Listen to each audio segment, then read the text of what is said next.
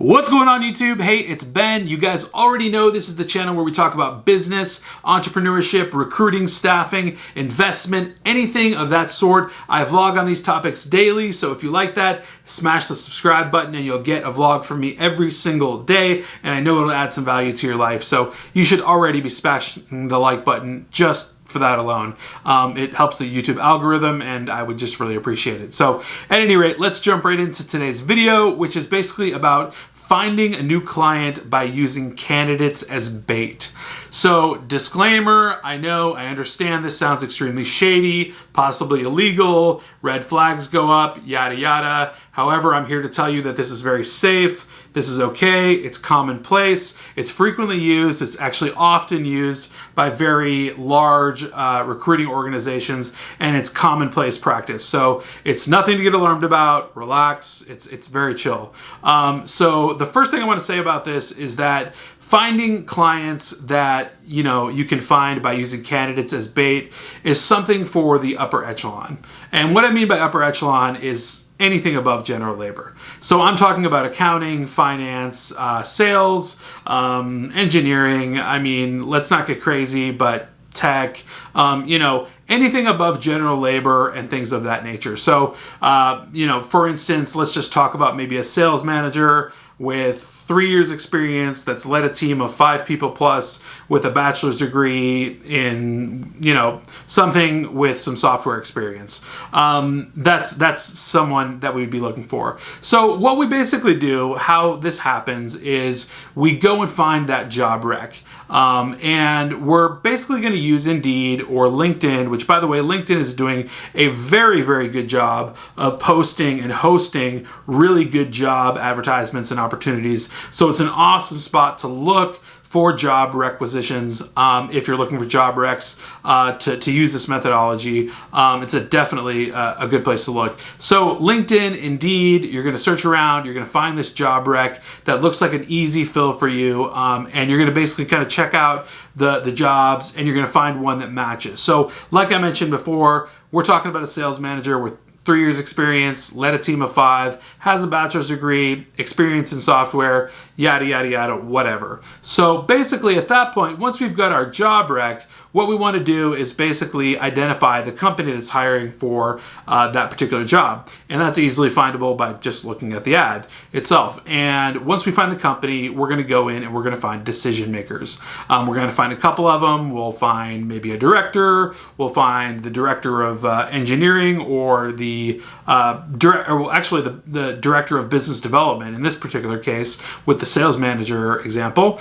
and we'll find that individual's contact information and all of that, and maybe somebody else in the organization as well, just for good measure. So once we have the job order, then we have decision makers in the company. The way we go about this is 2 ways. Now, I'm going to backtrack for a second here. Don't blame me. There's 2 ways to do this. One is shady. One is absolutely not shady. Now, I'm just going to get this out of the way. There is one shady way to do this, and it's very fast, and it's very easy. It's cutting some corners, and I don't necessarily recommend it, but I'm just going to explain it for informational purposes only because I feel like you should know. So what you can do is essentially present the decision makers that you found, especially the business development manager, with what we would call a pretend or masked resume. This is a redacted PDF with all of the skills and all of the abilities and everything that the job rec requires on a PDF where you've redacted a so-called name, redacted some so-called companies and other information, and basically just laid out the items that the job rec requires. You can send this directly to them and say, in a small note in an email, or whether it's in a LinkedIn connection or some other manner, hi, I'm Ben, I work with this company, and I have a candidate that I think you would love to interview for, a position that I think you're hiring for. And this candidate's great, they've got X, Y, and Z, blah, blah, blah. And you can go on about that and, kind of give them, that candidate. Again, this is a pretend candidate that you don't actually have. What happens then is if this hiring manager responds, essentially what happens is you need to buy yourself some time because you actually need to find real candidates. So what happens is you'll say something like, okay, let me get in touch with the candidate and, I'll find out when they can interview or something of that nature. And you'll do this by saying, they went out of town for 2 weeks, or, you could even say, hey, this particular candidate actually took a different role in the past 2 days, I just found out, but I'm able to find a handful of candidates exactly like them because this is the space that I deal in and this is the space that I work in. So you're easily able to do that, and that's kind of a shady way of doing it.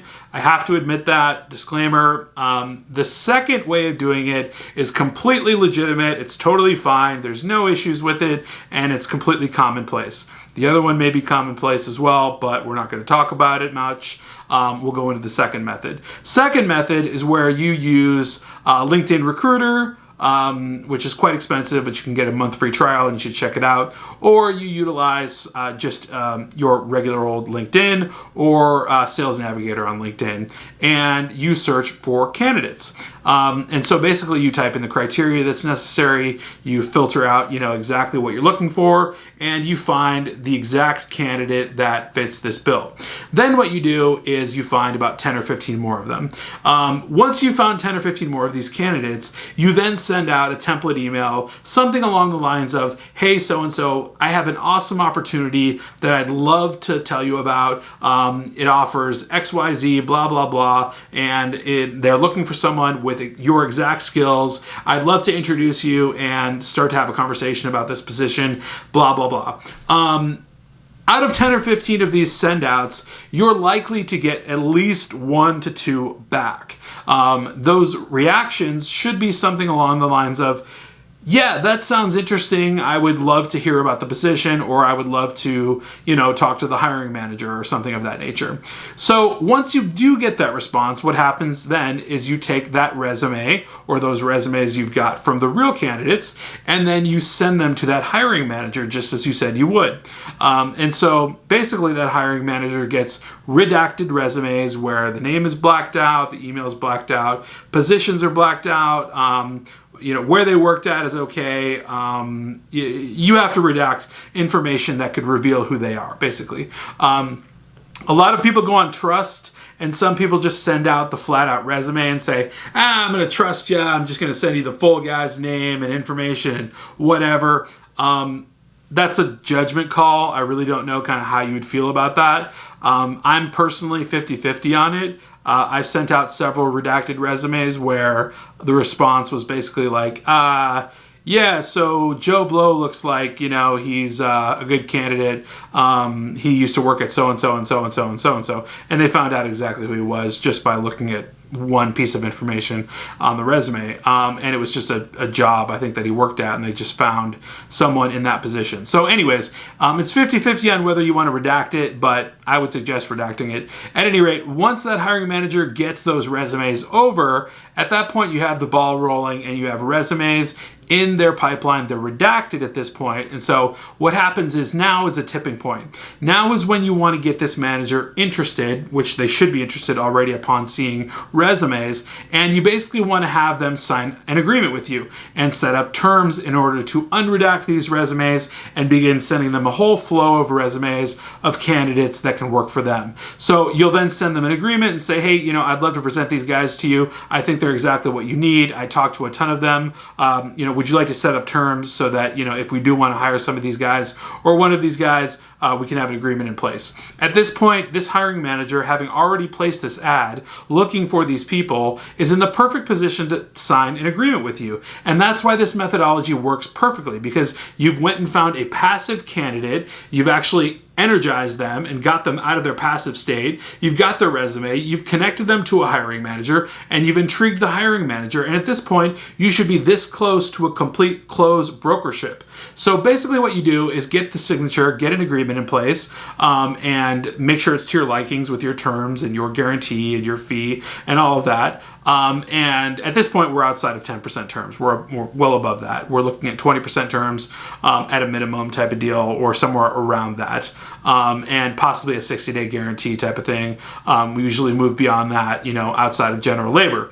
So with that being said, you're going to be sending these resumes over to this hiring manager and having them vet all of those candidates and seeing if they like them. Hopefully they do, and hopefully they want to end up hiring one. And at that point, the whole gig is up, and you've eventually got to hire by using a candidate as bait to find a new client, and you successfully completed your mission, right? So it's extremely powerful, because what you're doing is you're coming to the interaction with, ammo. Right? You have ammunition when you're coming to this interaction. So not only are you or reaching out and interacting with a hiring manager just blindly by just, saying, hey, I'd love to talk with you about hiring, or, maybe we could do something. No. You're presenting a candidate right in front of their face and saying, hey, I want to talk to you about hiring this person specifically. And you have ammunition, live ammunition, that you've already energized. And so they're in basically no other position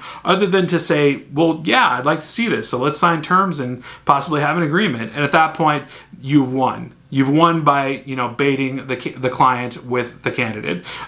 So, shady or not shady, you can go both routes. I'd probably say go the non-shady route and actually find the real candidates in order to bait the client by using them. It's much easier.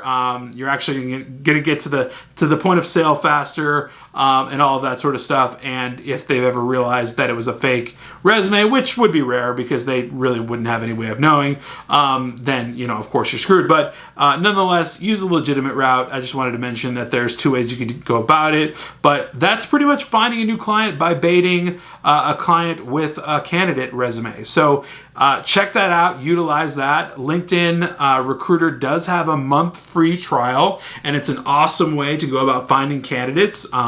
It's, just chock full of a database of candidates with all of their information and all of their details, practically a resume of them online. And so you can filter down and search and find exactly who you need. But guys, that's pretty much finding a new client by baiting them with a candidate. Everything you need to know for Tuesday. I'll definitely be catching you guys on Wednesday with my daily vlog. I hope you're having an awesome week so far. Subscribe if you're not subscribed already. Like this video if you found any value, and I will see you tomorrow. Take care.